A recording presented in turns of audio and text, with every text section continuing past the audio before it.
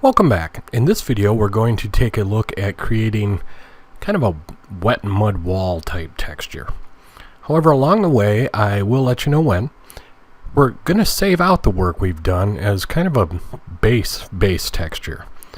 And then in the next couple videos we'll explore where we can go from that same base texture. But to start out, let's get there. Once again, I have a 1024 texture.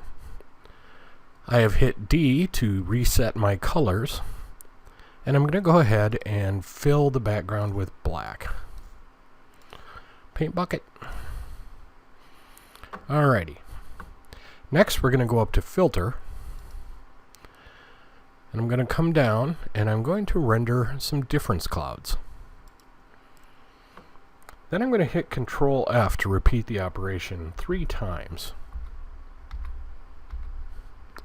So we get a lot of nice black breakup going on. Alrighty. However, if we do what we're going to do right now, we're going to end up with some very strong lines. And I don't want very strong lines, I just want some detail. So we actually have to unsharpen this. So we're going to go up to Filter again, down to Sharpen, and Unsharp Mask. Our amount needs to be 500%, a radius of 4.3, with a threshold of 25. We'll say OK to that. And now we see that all of that detail that was around these sharp lines gets kind of blotchy and spotty. That's exactly what we want. Now, this is a point we've reached where you may want to save this out as mud, stone, dirt base, whatever kind of name you want to call it. We'll go ahead and make our mud texture, and then I'm just going to undo basically till we get back to this point, and then we'll look at some other things we can do. But for right now, the first thing we're going to do is hit Control U to bring up our hue saturation. Click Colorize. We'll put this about 200, which is a blue. Crank up our saturation a little bit. Say maybe 50. That's pretty blue. We'll leave our lightness at 0 and we'll click OK. Now, for this mud texture, we're colorizing the layer that we've got. And when we get to the end, you'll see why we did that. When we explore some of the other ones, you'll see why we may want to work with this in black and white and add our color another way. But for now, we're good to go. Alright, now if we imagine a kind of mud or mortar type wall, it's going to look slick and scraped on, like somebody used a trowel or something like that, which currently this looks absolutely nothing like. So we need to put in some detail that gives us that believability. So once again, I'm going to go to Filter. This time I'm going to come down to Stylize and Wind. I'm going to make sure I'm on Wind. And just so I know what I'm doing, I'm going to start with the top one from the right. And I'm going to click OK. Then I'm going to reapply this filter. Not with Control F, but coming down and doing it again, because these filters stack. So this time I'm going to go from the left. Now I have these lines kind of running both ways, but I also want them running top to bottom. So we're going to come in and use image rotation and do 90 degrees clockwise. And then we're going to go back and we're going to do the same thing. This time we can just back up. I have from the left and Stylize Wind from the right, and now we've kind of got this pattern going. Now I really like this pattern as is. I couldn't tell you off the top of my head exactly what I'd use it for, but it's got a very nebulous, starry feel to me that I just like looking at. So somewhere down the line I may have to figure out what to use this for. But at any rate, we've gotten our kind of textured pattern applied now to our difference clouds. But now we need to make it look like mud. So once again, I'm going to come back to image, rotation. I'm going to bring it back the way it was. We really don't have to, but just for the sake of being thorough. And lastly, I'm going to go up to my filter menu again, and this time I'm going to come down to stylize, but instead of wind, I'm going to use emboss. I'm going to set my angle, we'll call it about 130. A pixel height of just 1 and an amount of 500%. Now I'll slide this off to the side. And you can see, because we put in that blue hue when it embossed, we get these color differences that give almost a wet feel to it. Now, that gets us what we want, and that's really cool, depending on what we're using this for. If we're using it for something like the web, or even a 2D game where we're not asking the texture to interact with the game's lighting calculations, we can get away with this. Now, if you're creating this for something like a 3D game engine where the materials you're creating are going to interact with light calculations, these values are probably pushed way too far. I haven't even actually tried this in a 3D engine, but just at face value, I think you're going to get a lot of white spots and pixelating. So you're probably going to want to look for 3D at one of the other methods that we're creating. You can still use the wind to get this look, but in the next videos, the stuff we look at, we'll get an idea of a different way to approach this that might work better for 3D.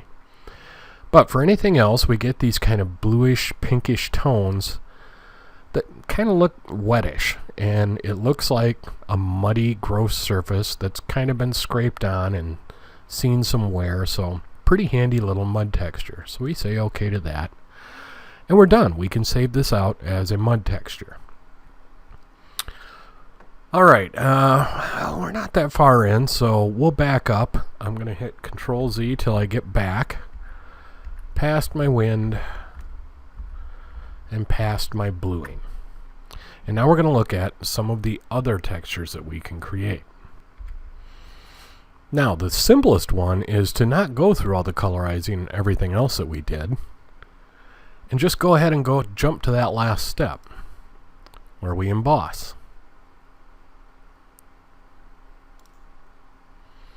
And you see we get this kind of packed ground look. And depending on what it looks like, some of our cracks look like they're going in, but a lot of our cracks actually look like they're popping up, which for ground would be a little bit weird. So if you're working with emboss like this, here's a really simple trick. We can see the angle that emboss is using for lighting to calculate how it should look. If you want to reverse that, just spin that around the other way. And now you see those few that we're looking in pretty deep pop out, but most of the other ones look like they're going in, which is a little bit more realistic. So always remembering your light angle using the emboss is a great way to just kind of change up how things look and get it a little more exacting to what you like. And basically, from this 1/3, or well, not even 1/3, this little pie slice area here around to here, all this area in between, with the most effect being right around -45, is going to have the tendency to push most of that in using that method. And the other half is going to have the tendency to push most of that out in varying degrees, cutting our circle in half at this kind of cattywampus angle. But alright, we've got what we want there. But what if we want this, I mean, this is just kind of a plain gray. It's not very exciting. So what if we want to add some color to this? Now we can colorize it. Control U. And in this case, rather than blue, let's maybe go down and, oh, I gotta colorize. Maybe go down and get a kind of brownish color going on. Sandy color.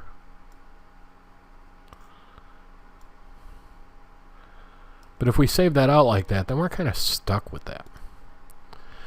So why don't we create a new layer? And why don't we fill that with the color we want?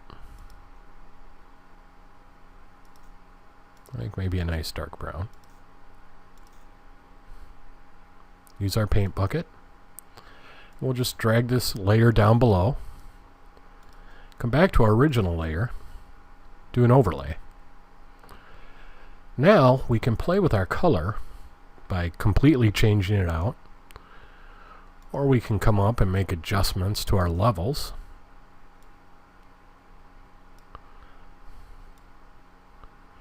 We can really kind of push some of this stuff one way or the other. We can back it off. We can really push the whites. And you get some wild effects. The other option, which yeah, I can just go ahead and show you with the brown. If we really crank our levels, as I bring my white down to this midpoint, I want you to see what happens. How that really fine detail gets lost. And there we go. And now if we were to change that color, how do we want to do this?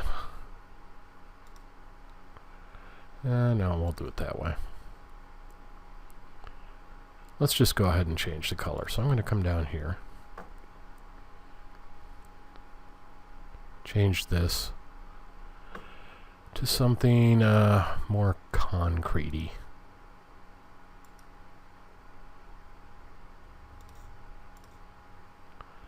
That might be a little too much.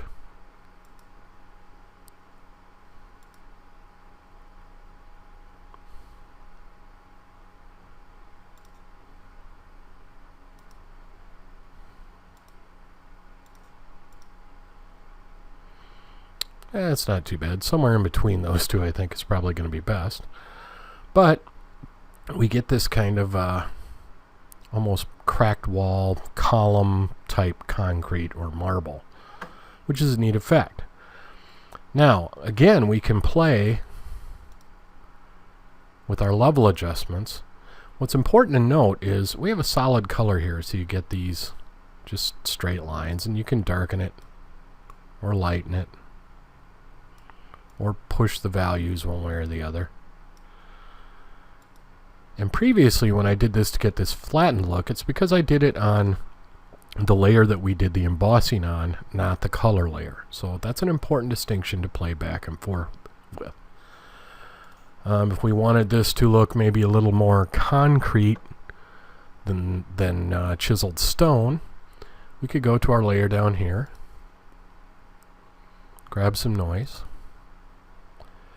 That's at 6%, maybe 4%. Actually, maybe raise it 10%. Gaussian and monochrome.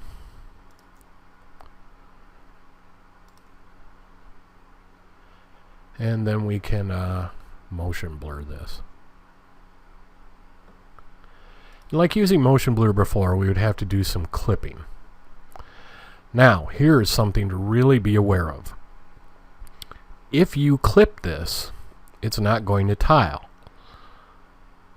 If you don't use motion blur to get this, everything we've done up till this point, I'm going to undo, actually tiles. We can see this crack over here, repeats over here. You can see this crack here, comes off of this. This because we were working with clouds or difference clouds, and the only other thing we really did was emboss what was already there, this will automatically tile, which can be pretty handy. The minute we start doing wind or doing a motion blur or anything like that, then we're actually changing Photoshop's calculation on the image, and it's not going to tile perfectly. You're going to have to clean it up.